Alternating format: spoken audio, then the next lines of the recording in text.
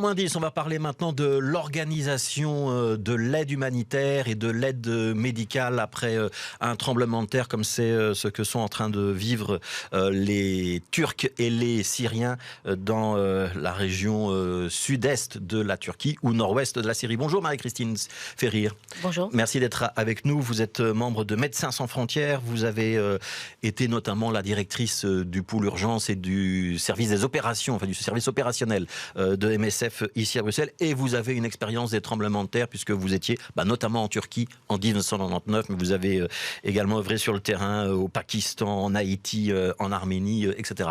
Qu'est-ce qui va se passer dans les prochaines heures, dans les prochains jours? Qu'est-ce qui est important pour aider les populations turques et syriennes? Dans un premier temps, c'est vraiment les secours, pouvoir retrouver les survivants sur les décombres. Ça, c'est urgent. On est déjà au J3, si je ne me trompe pas. Et donc, vraiment, chaque minute compte pour pouvoir retrouver des survivants. Après, il faut bien sûr prendre en charge les blessés. Il y en a beaucoup. Et donc, les hôpitaux sont très vite débordés. Et malheureusement, en Syrie, les hôpitaux sont déjà fragilisés par une guerre qui dure depuis des années. Et donc là, il y a vraiment besoin d'un support rapide. Alors, il faut aussi des hôpitaux de campagne parce que les hôpitaux ont été parfois détruits ou sont fragilisés, ils sont fissurés. Et en plus, les gens, après un tremblement de terre, les personnes ont vraiment peur de rester à l'intérieur. Donc même si l'hôpital ou si la structure de santé est encore debout, c'est important pour les gens de pouvoir être accueillis dans des endroits où ils vont se sentir en sécurité. Et puis, le troisième point, c'est aussi toutes les personnes qui sont dehors, toutes ces personnes sans abri, qui ne veulent plus non plus, même si leur maison reste debout, dormir à l'intérieur. Il fait froid en Turquie. En Syrie, heureusement, la température est un peu plus clémente, mais les besoins restent immenses partout pour tous ces survivants, pour être hébergés et soignés. Quand on parle de 8300 morts, qui est le dernier bilan ce matin, ça veut dire qu'on doit imaginer qu'il y a à côté de ces victimes-là aussi des blessés, plusieurs dizaines de milliers, aussi des sans-abri, plusieurs dizaines de milliers. C'est quoi votre expérience de ce genre de situation ?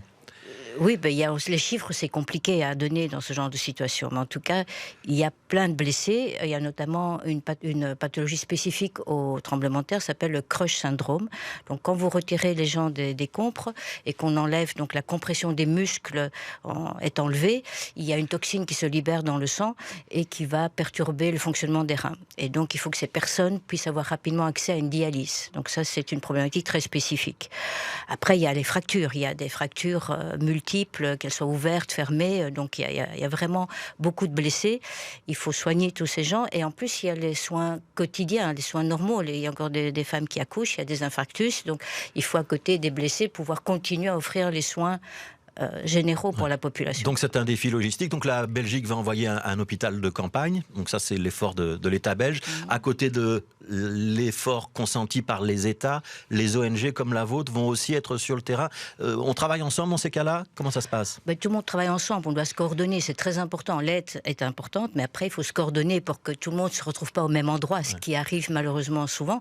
Et souvent les zones plus éloignées sont oubliées. Et là, ça va être un grand défi parce que on est à cheval sur deux pays, la Turquie, la Syrie. Vous, Médecins sans frontières, vous êtes déjà présent dans le nord-ouest de la Syrie. Il va falloir être capable d'aller, y compris dans des zones un petit peu reculées qui vont se trouver très loin des aéroports qui fonctionnent encore. Tout à fait. Et donc ça, c'est Médecins sans frontières, comme grâce au fonds du public, on est libre d'aller là où on pense que les besoins sont les plus importants.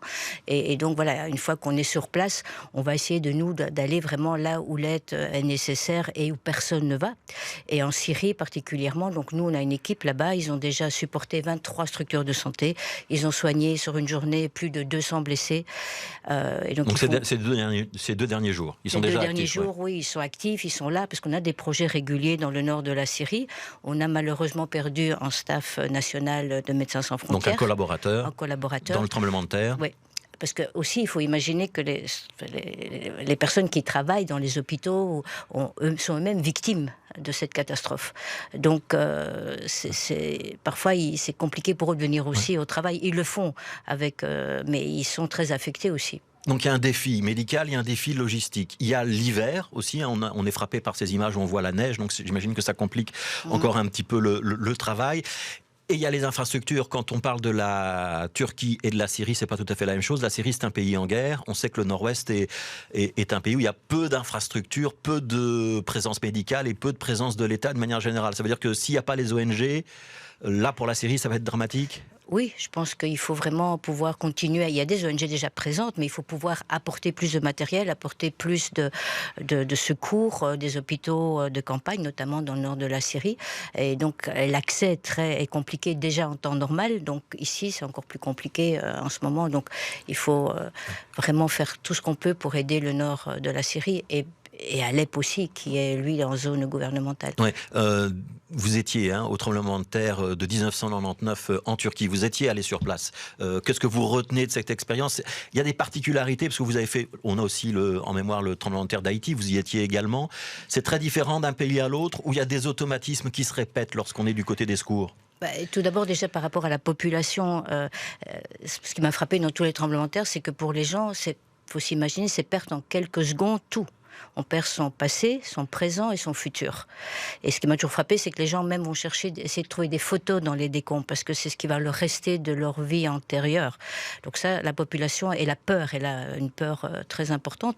Et pour les secours, oui, c'est toujours la même séquence. Il faut très vite pouvoir aller chercher les survivants, il faut soigner les blessés et il faut s'occuper des déplacés. Et ça reste les trois gros piliers au début d'une urgence de tremblement de terre. Ouais.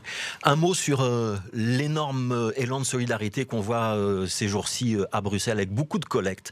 Alors on collecte des vêtements d'hiver, on collecte des sacs de couchage, des tentes, des couvertures, mais aussi des denrées alimentaires, des produits d'hygiène, et puis on va essayer d'envoyer tout ça là-bas. Ça sert à quelque chose ou c'est anecdotique? Vous qui avez été sur le terrain, on se donne bonne conscience, ou est-ce que c'est vraiment utile? Non, je pense pas. Moi, je l'ai vu en Arménie, notamment, ça sert. Après, il faut que ça soit bien ciblé, comme vous l'avez dit. Il faut respecter les listes qui sont données par les organisations, notamment la Croix-Rouge qui est sur place, la Croix-Rouge turque ou la Croix-Rouge syrienne. Parce que si on envoie des choses qui ne vont pas... Ce qu'il faut, c'est ne pas encombrer avec des choses inutiles. Sinon... oui, parce qu'on imagine qu'il va quand même y avoir des embouteillages, que ce soit sur le pont aérien qui va se mettre en place, ou que ce soit pour le transport par route. Ouais. Il va y avoir quand même beaucoup de camions sur les routes. Parfois, on croit bien faire et puis ça encombre et fait que l'aide la plus utile n'arrive pas. Donc il faut vraiment au maximum, c'est important la solidarité certainement, mais il faut au maximum respecter ce que les associations sur place demandent. Médecins sans frontières, on l'a dit, déjà présent dans le nord-ouest de la Syrie, y compris dans les zones qui échappent au contrôle gouvernemental syrien. Vous allez envoyer du personnel supplémentaire. Est-ce que vous vous apprêtez à envoyer du personnel également en Turquie ? Nous sommes prêts avec du matériel, donc on a aussi un hôpital gonflable, on a d'autres structures de santé qu'on peut déployer très rapidement, notamment des blocs opératoires et des soins intensifs qu'on peut déployer en Turquie ou en Syrie. On a des équipes prêtes à partir. Il faut que les États vous le demandent ? Ou ça se passe en coordination avec eux en tout cas ? On est en coordination, voilà, on est en train de discuter et donc nous on est prêts et il y a des négociations et des discussions qui se font à différents niveaux. Voilà, mais donc vous êtes prêts à partir et on rappelle qu'à Bruxelles il y a un centre logistique pour MSF et donc il y a souvent des équipes qui partent de Bruxelles. On est déjà en Syrie, c'est important de le mentionner. En Syrie, les équipes travaillent. On avait heureusement une année de stock médical, donc ça nous aide beaucoup en ce moment. Et il y aura un appel aux dons dans les prochains jours, dans les prochaines semaines ? Je crois que c'est déjà lancé depuis hier, oui, bien sûr. On a besoin du support du public parce que Médecins sans frontières fonctionne sur des fonds privés uniquement, ce qui nous donne une liberté d'action, d'aller là où on pense que c'est le plus nécessaire. Merci Marie-Christine Ferrier, merci d'avoir été avec nous, donc membre de Médecins sans frontières.